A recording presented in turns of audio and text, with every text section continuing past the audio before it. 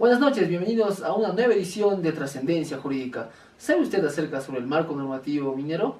El día de hoy tenemos la presencia de tres abogados. La abogada Vilca Chalco Gandhi, Mamani Ñaupa William y Ticona Campos Barani. Muy buenas noches. Bueno, ¿Nos podría hablar acerca sobre cuál es el contexto actual de la minería? bien, la minería en el Perú tiene un rol muy importante porque justamente el ingreso de la mayor cantidad de tributos en el Perú es fuente, producto de la minería.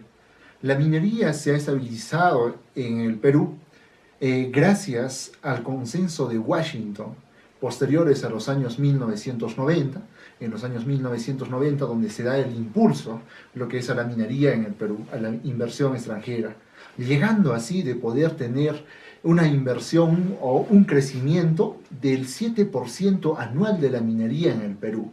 ¿Esto qué ocasionó? Que en el Perú actualmente vamos a tener, por ejemplo, lo que es la tasas superiores a los 7% durante varios años.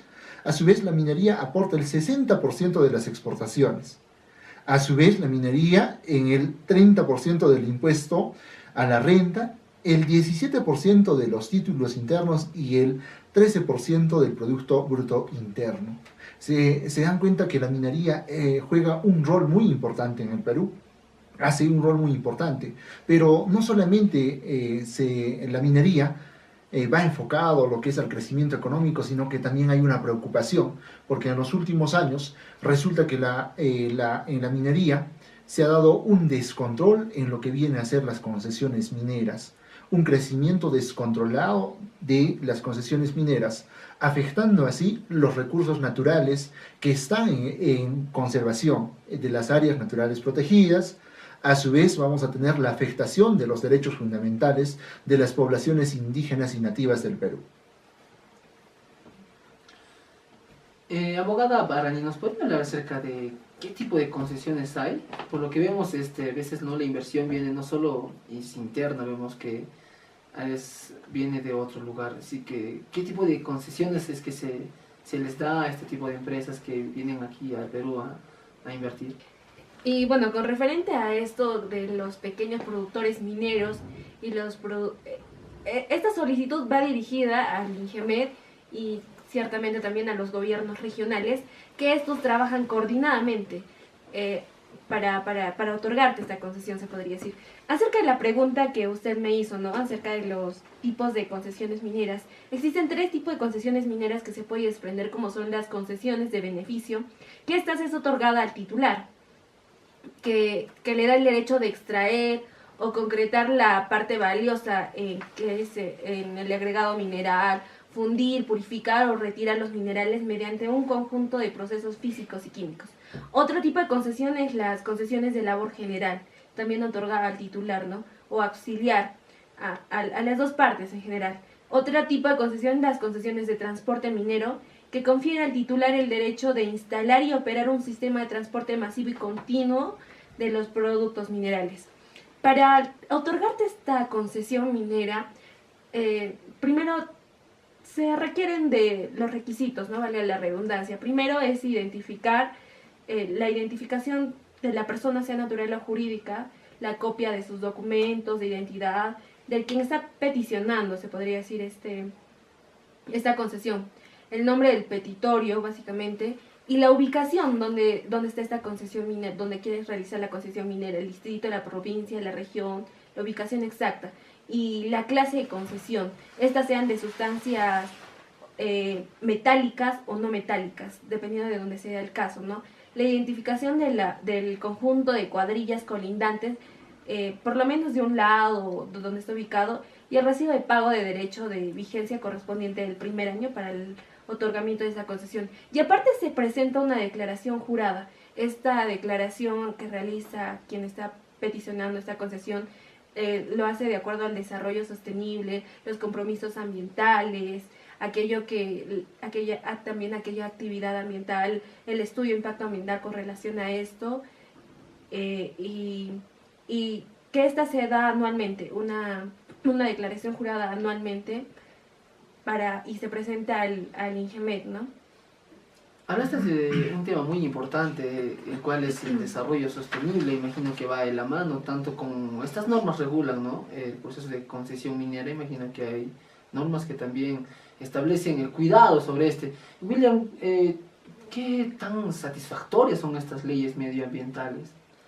En primer lugar, las leyes medioambientales en el Perú ya dado desde hace mucho tiempo es un intenso debate con respecto a la necesidad de reformar estas leyes, ¿no? De poder reformar y adecuar al marco normativo y al marco de lo que viene a ser la vida de las poblaciones nativas en el Perú.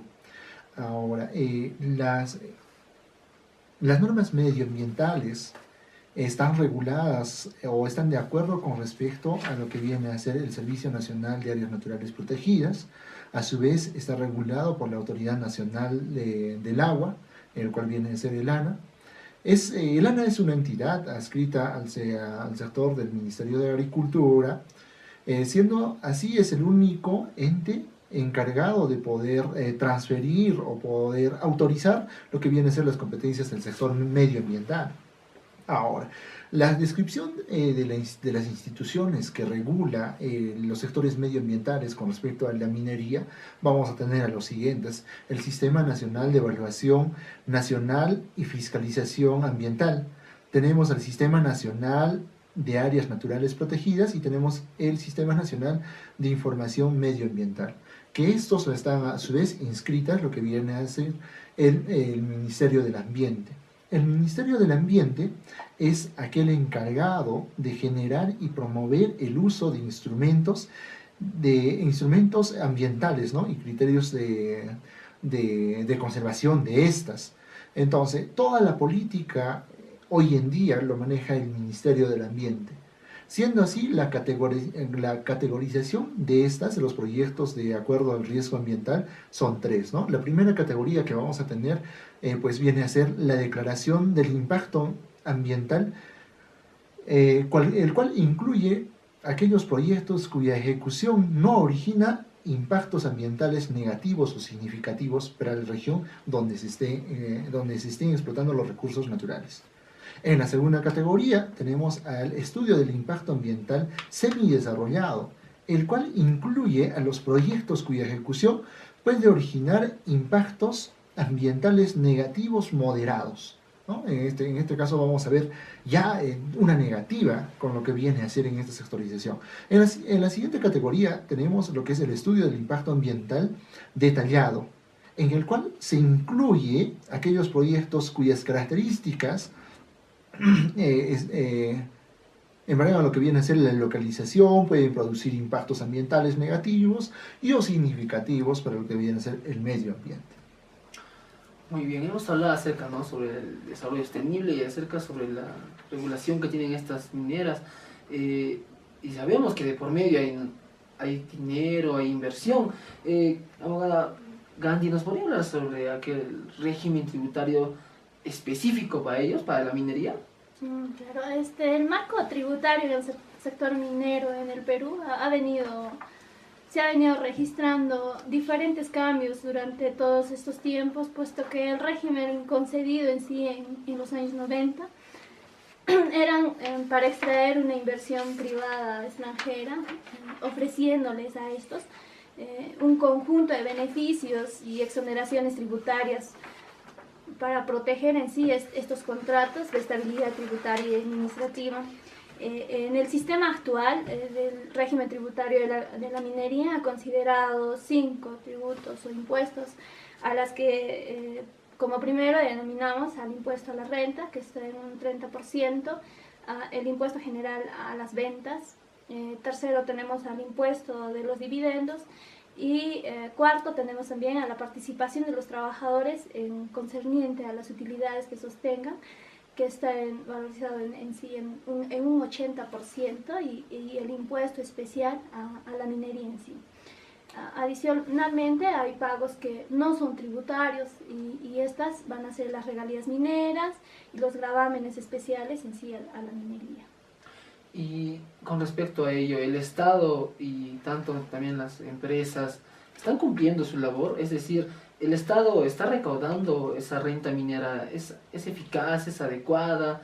¿Está cumpliendo sus objetivos y se está generando ganancia también para, como sabemos, para inversión en otros sectores?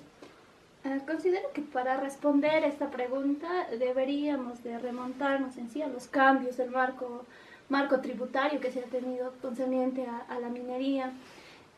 A inicios de los 90, como ya le venía diciendo, se le daba un conjunto de beneficios y exoneraciones a aquellas empresas mineras con la intención de que inviertan en nuestro país. Estas se protegían en sí por la ley y la promoción en la inversión en el sector privado por el decreto legislativo 780, que ha sido en el año de 1991, y también por el tubo de la Ley General de la Minería aprobada por el Decreto Supremo número 14, publicado en sí en el año de 1992.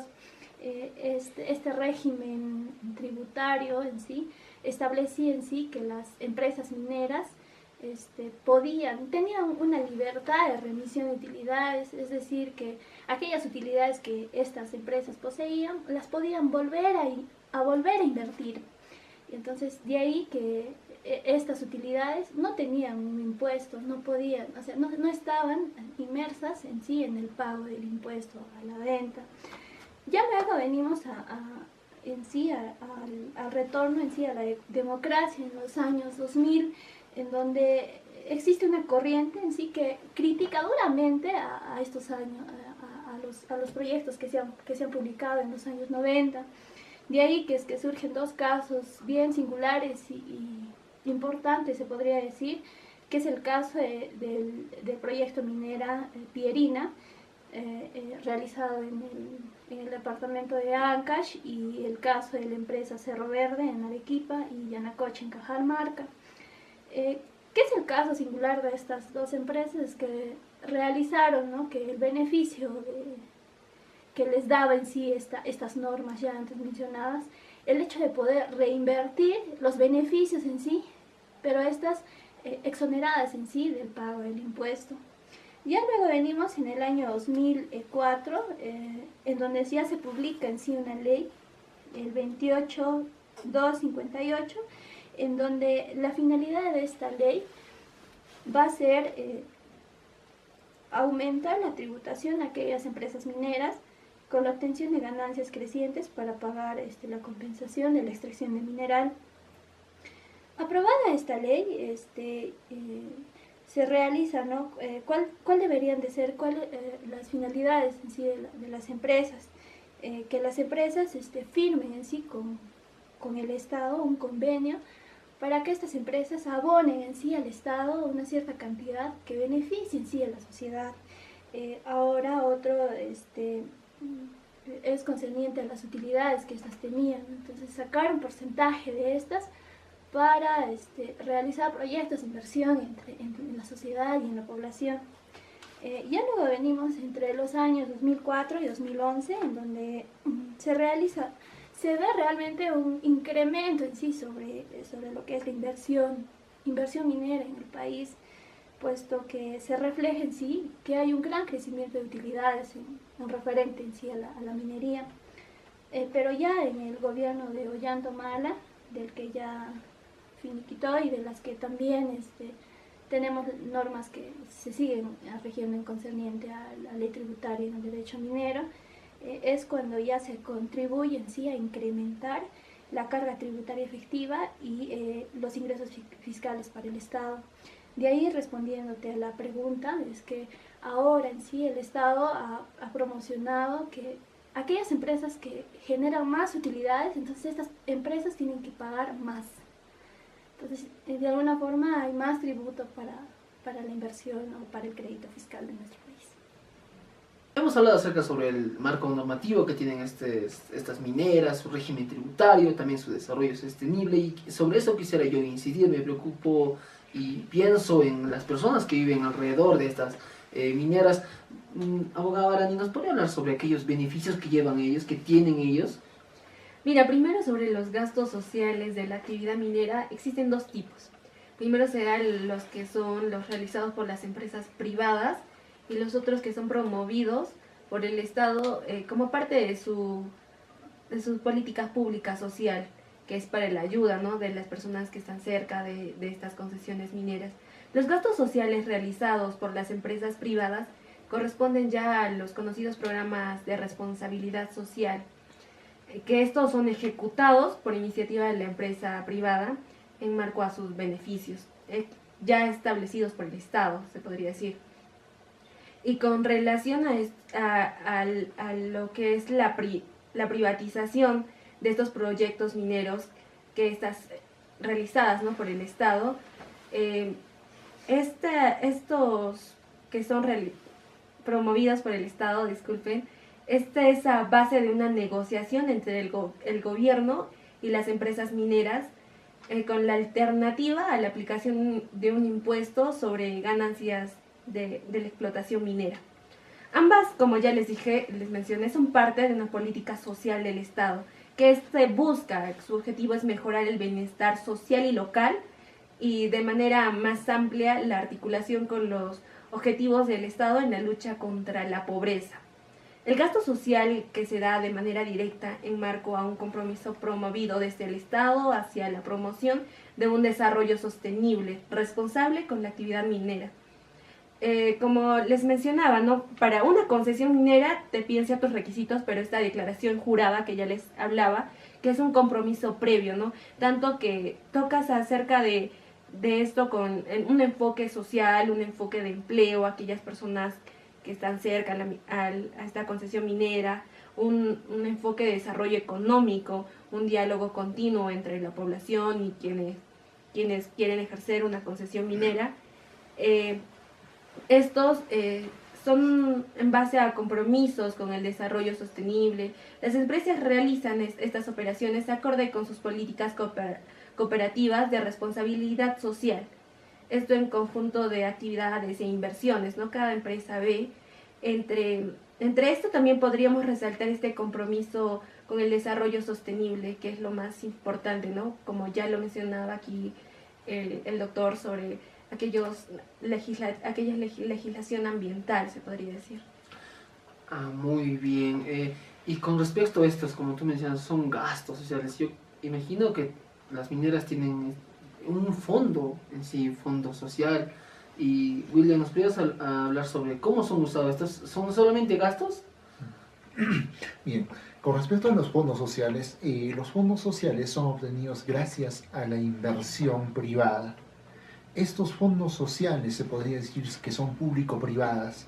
¿Por qué? Porque la ejecución de estos presupuestos o fondos sociales está a cargo de una entidad privada, como bien se puede decir, de una ONG. ¿Para quién va destinado estos gastos o fondos sociales? Para la población aledaña que se encuentra al lugar de la minera de explotación de los recursos naturales. Con esto, ¿qué se logra? ¿Qué se quiere lograr?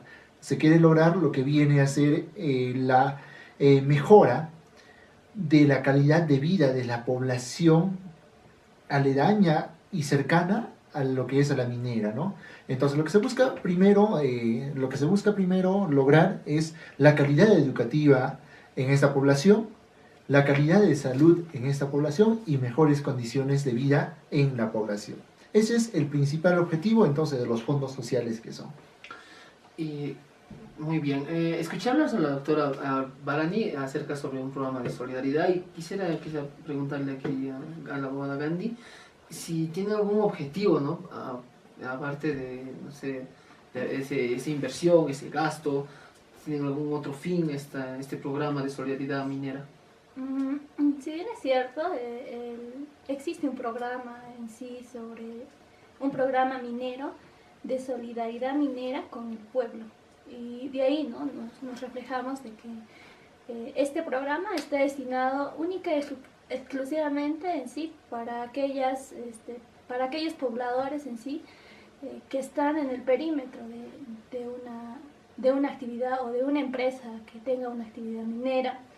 Este programa minero de solidaridad minera con el pueblo está administrado en sí por una persona jurídica y está constituido en sí, está formalizado por un convenio en sí, por la mina, o por la empresa minera en este caso.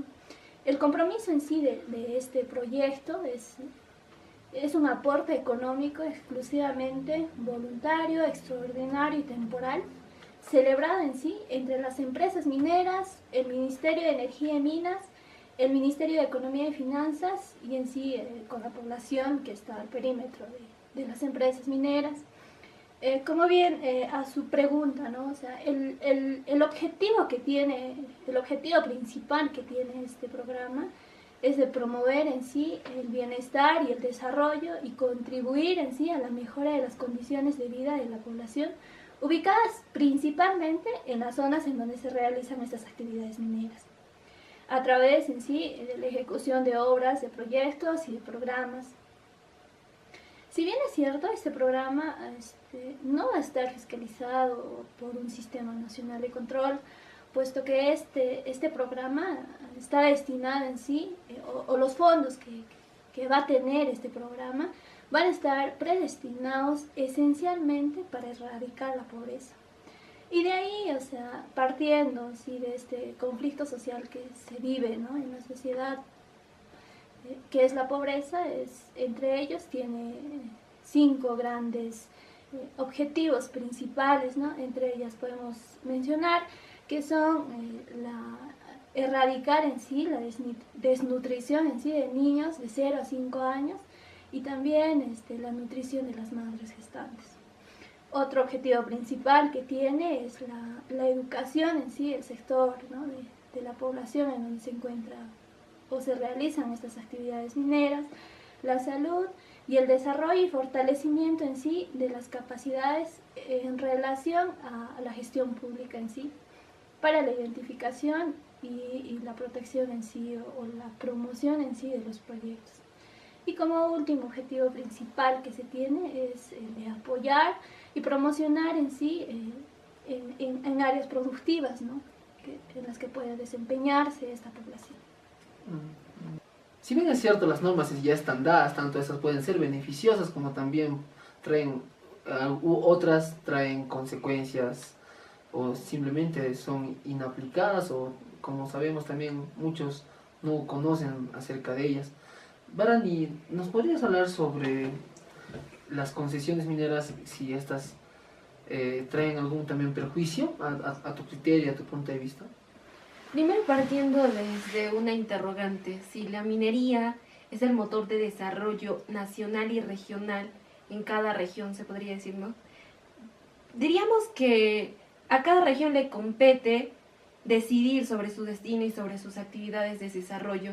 Si bien es cierto, se ha dado diferentes concesiones, considero que se debería de ser un poco más drásticos al momento de dar estas licencias de concesiones, por el mismo hecho de que se ha visto bastante influencia en cuanto a la minería ilegal, el crecimiento masivo de estos y tanto los problemas socioambientales, los conflictos que se ha ido viendo en nuestro país, ¿no?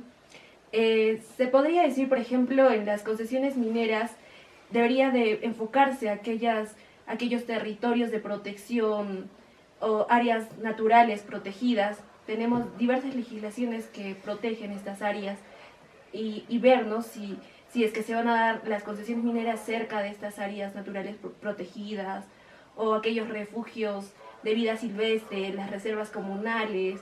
Tanto también existen bosques de protección que quizás también están cerca de aquellos lugares donde se da una actividad de explotación minera.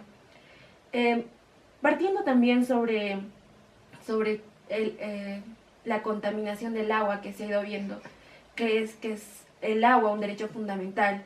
Se debe dar una protección estricta para poder dar una licencia para la actividad minera. También se ha visto también en los diversos territorios de los pueblos indígenas, que son zonas donde debe respetarse lo establecido, tanto en el convenio de la OIT que se ha ido dando, y también ver, ¿no?, todo este tipo de situaciones. Y algo que es súper importante, ¿no?, sobre discutir si el derecho de la concesión, darse estas concesiones, se realiza exclusivamente con posterioridad a la explotación o desde o desde la misma exploración de una actividad minera. Incluso si estas concesiones, en qué momentos se debe dar, porque esta se realiza previa consulta, ¿no? Como así la consulta previa para esto. Y también ver sobre los estudios de impacto ambientales que debe realizar cada empresa minera que realiza la explotación minera, tanto también la zonificación ecológica y económica, que son diversos requisitos que se dan, ¿no? Y el ordenamiento también, de donde se podría decir la ubicación exacta de donde están estas concesiones mineras, la actividad de explotar, aquellos problemas colaterales, ¿no? Por eso decía, ¿no?, que se da una estricta regulación para la entrega de estas concesiones. Sí, vemos que tanto el desarrollo sostenible, hablamos porque para darle lado, ¿no?, positivo a las cosas, pero también, como dijiste, hay una palabra, hay un impacto ambiental. Sí o sí, de una forma poco a poco, vamos a ir viendo que estamos, ¿no?, destruyendo, ya estamos, como dicen, en medio ambiente, ¿no? Ya no sé qué hemos hecho con la otra mitad. Y William, ¿qué nos podrías decir al respecto de estas normas ambientales y si las mineras están contribuyendo a ese cuidado también a la inversión de las personas que viven, como tú lo has mencionado, aledañas a estos lugares, ¿no? Muchas veces no nos pasa a nosotros, pero si nos pondríamos en el lugar de las otras personas, ¿qué deberíamos hacer? Lo primero, que con respecto a las leyes ambientales que se regulan en nuestro país, carece de lo que viene a ser la consulta a los pueblos.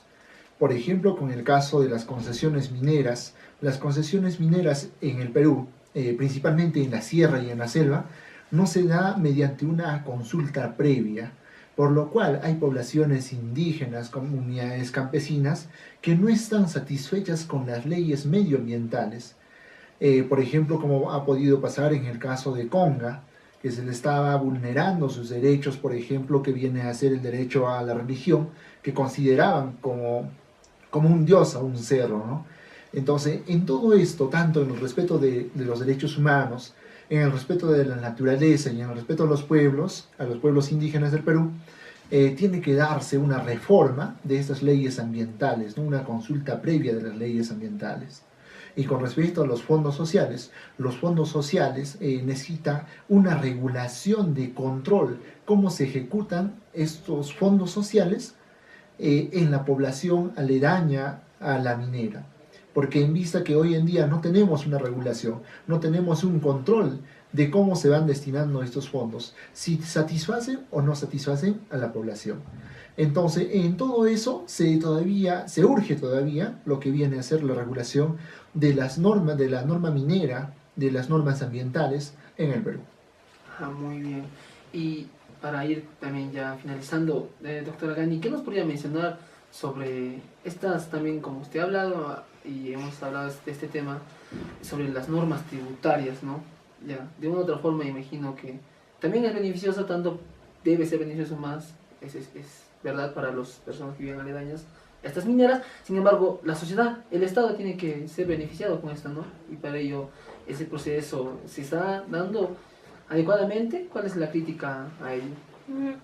Considero que, concerniente a las normas tributarias y fiscales, existe, ¿no?, una propuesta en sí, que es la de consolidar y las de profundizar en sí los avances que se tienen en materia de transparencia, en el acceso en sí a la información y a la rendición de cuentas, ¿no? Y esto se va a realizar exclusivamente mediante la profundización de la transferencia o la transparencia en sí, en estos casos, es de los pagos de los tributos de aquellas empresas mineras, ¿no? Y tanto aquellos pagos de tributos y que no son tributos. Y de alguna forma también en las normas tributarias se debería de exigir en sí el cumplimiento de los compromisos que tienen en sí las empresas mineras con la población. Debería también de aprobarse una forma una nueva forma en sí para constituir en sí los fondos de estabilización que se tiene con respecto a los fondos de canon minero en sí, a las municipalidades, porque estas son destinadas a estas, ¿no? A las municipalidades distritales y a los gobiernos regionales en su conjunto.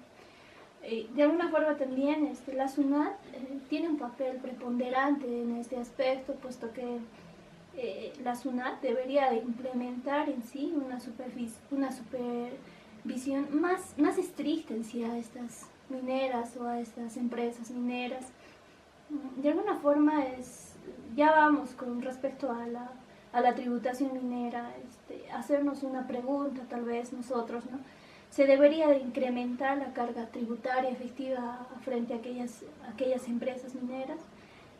Y claro está que deberíamos de tomar en cuenta en sí de que existe hoy en tiempo es que se está devaluando en sí algunos materiales o hidrocarburos. Entonces, de ahí creo que da cuenta en sí del Estado de realizar o promover nuevas normas que sean de acuerdo en sí a las empresas mineras a las que se les va a exigir en sí este tributo. Bien amigos, hemos llegado a la parte final. Muchísimas gracias a ustedes por haber venido aquí a los estudios y ha sido un gusto estar con ustedes. Nos vemos en la próxima edición de Trascendencia Jurídica. Hasta luego.